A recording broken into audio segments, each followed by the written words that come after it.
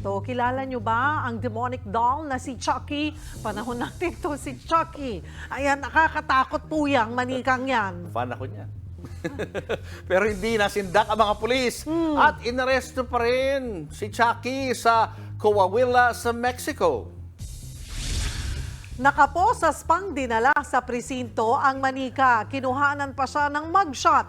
Nadakip din ng puppet master na si alias Carlos N. Base sa investigasyon, ginagamit ng suspect si Chucky doll para manakot at manghingi ng pera sa kanilang mga biktima. Ay, extortionist pala, no? Nakuha rin ng mga otoridad ang kutsilyong hawak ng manika.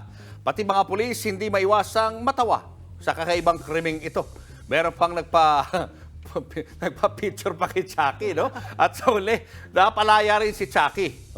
Si alias Carlos N. Hindi naman malinaw kung nasaan na ngayon si Chucky dahil nawawala na raw po, no? Ang manikang yan ay kilalang killer sa maraming pelikula at series.